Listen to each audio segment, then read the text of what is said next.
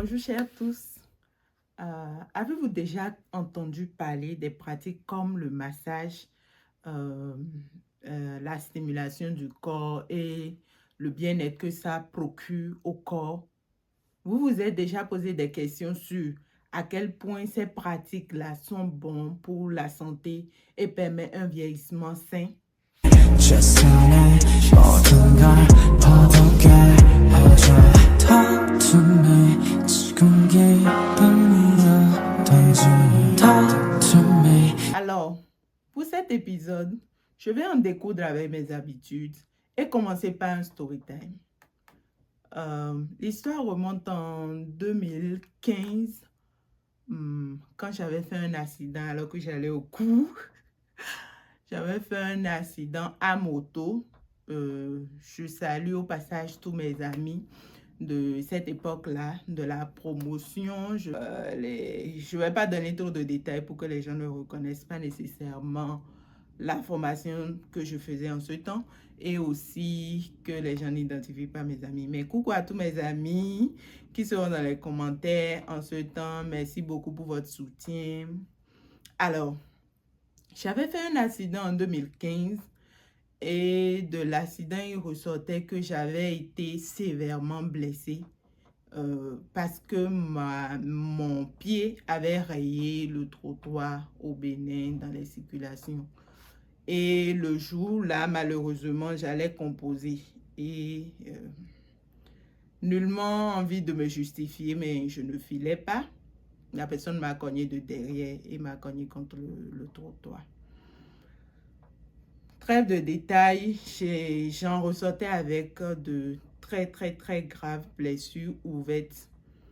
Mon os du pied a été rayé et je me suis retrouvée à l'hôpital ce matin-là à 7h30 en allant composer. Qu'est-ce qui s'est passé après? Une fois à l'hôpital, il s'avérait que la blessure étant très grave et mon os étant rayé, mais bon, la rayure de l'os n'étant pas très grave, il fallait juste me panser. Les médecins avaient jugé qu'ils allaient me coudre et panser la plaie et me mettre un bandage. Nul. J'ai pas besoin de vous rappeler qu'après tout ça, on était déjà autour de 9h et je ne pouvais plus composer. J'étais avec une amie, coucou Noélie. Salut de passage. Merci beaucoup pour ton soutien ce jour-là. Et désolée de t'avoir mise dans tout ça. Donc, après, évidemment, les soins, j'ai été cousue, pansée et je suis rentrée chez moi. Mais tenez-vous bien, après ce pansement, une fois rentrée chez moi, bien évidemment accompagnée par mes parents et autres, mon père a toujours pratiqué la réflexologie depuis que j'étais petite. La réflexologie, c'est le massage de la plante des pieds pour stimuler les nerfs, pour stimuler la circulation sanguine, pour stimuler la relaxation du corps. Ça a plusieurs avantages et on le fait dans plusieurs intentions. Et l'intention était de me faire dormir et de me faire un peu oublier la panique causée par cet accident et autres. Donc, une fois rentrée, mon père avait donné les recommandations qu'on me fasse un massage, c'est-à-dire de la réflexologie plantaire du pied. Donc, après cette réflexologie, je me suis couchée et autres. Ce qui était très décevant dans cette histoire, c'est que après quelques jours, mon père a continué à donner toujours les recommandations et je me faisais ce massage de réflexologie plantaire matin et soir, c'est-à-dire 2 fois par jour, pour toujours stimuler la circulation sanguine et pour m'aider à très vite retrouver la marche parce que mon os était rayé et mon os était un peu rayé, donc je n'arrivais pas très bien me tenir debout et la plaie était une très grande plaie ouverte. Mais là n'était pas le problème au fait.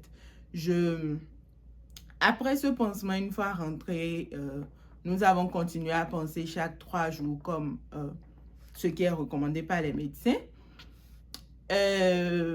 après 2 semaines après l'accident, nous avons remarqué, ma famille et moi, mon père qui était très vigilant, merci beaucoup papa, coucou, a remarqué que la plaie ne se cicatrisait pas parce qu'après chaque pansement, au fait, ils mettent un bandage. Donc, la plaie n'était pas laissée ouverte et allait libre. Donc, après chaque pansement, on mettait un bandage.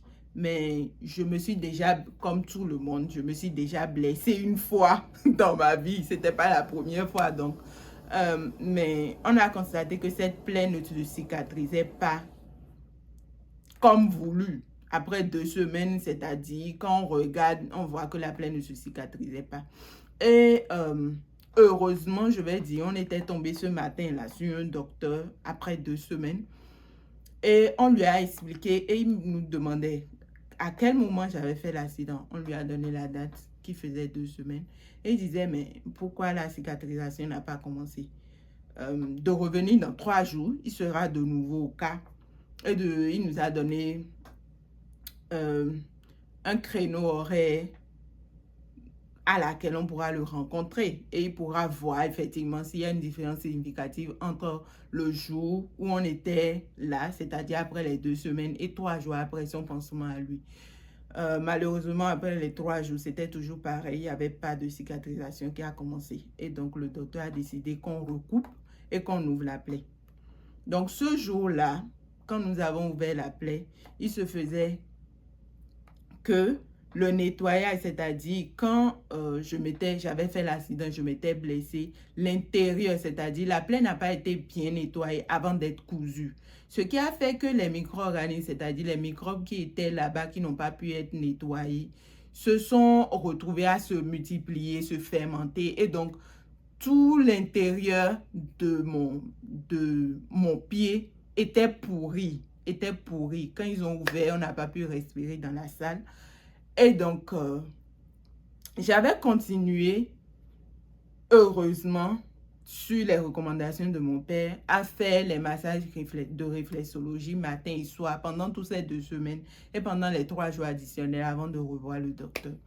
Donc, ce jour-là, nous nous sommes rendus compte qu'au fait, tout ce qu'on faisait, c'était tout ce temps qu'on faisait les pansements, c'était du zéro. Au fait, le pied pourrissait de l'intérieur. Pourquoi est-ce que je raconte toute cette histoire? Après, bien évidemment, nous avons arraché, les médecins, bien évidemment, ont arraché les peaux mortes. On pensait, on fait des stimulations pour que le pied se régénère et autres. Je vous fais fi de tout ça. Mais pourquoi est-ce que je vous fais ce story time? Au fait, mes nerfs auraient pu pourrir et j'aurais perdu dans cet intervalle de temps la capacité de marcher parce que mon pied aurait totalement pourri de l'intérieur. Qu'est-ce qui m'a sauvé? La réflexologie plantaire qui stimulait mes nerfs matin et soir. Et donc aujourd'hui, j'ai la chance, je me remercie Dieu, je remercie mes parents, je remercie tous mes amis de ce temps qui m'ont apporté un soutien mental, un soutien physique et qui m'ont soutenu dans cette période difficile. Et ça m'a permis de remarcher à nouveau parce que mes nerfs n'étaient pas endommagés, même si j'avais eu un gros trou qui résultait du fait que le pied avait pourri. Et donc, la cicatrisation a pris beaucoup plus de temps, c'est-à-dire des mois. Donc, qu'est-ce que la réflexologie? La réflexologie, c'est la stimulation des nerfs au niveau du pied, au niveau des mains ou au niveau du visage. La réflexologie permet de lutter contre l'anxiété, le stress chronique, de soigner les difficultés d'avoir un sommeil sain. Donc, la réflexologie plantaire et la réflexologie appliquée au niveau de la main ou du visage vous permet de vous relâcher, vous permet de stimuler la circulation sanguine, vous permet de vous sentir dans un état de bien-être. C'est en ça que la réflexologie permet de lutter contre le vieillissement parce que inutile de vous rappeler que lorsqu'on vieillit, la circulation sanguine n'est plus ce qu'elle est quand on était jeune. Et c'est pour ça que lorsque les hommes vieillissent, ils perdent leur capacité d'érection, ils perdent leur performance sexuelle parce que l'érection et la performance sexuelle chez l'homme est entretenue par la circulation sanguine au niveau des organes génitaux masculins. Donc, voilà ce que je voulais partager avec vous au sujet de la réflexologie et du massage du corps. Si vous avez des questions à propos de comment se fait la réflexologie, vous avez besoin de n'importe quelle information dans les commentaires. Si vous avez aimé ce contenu, partagez, likez, abonnez-vous. Envoyez ce contenu à un ami qui a besoin, à un collègue ou encore à une connaissance. Je vous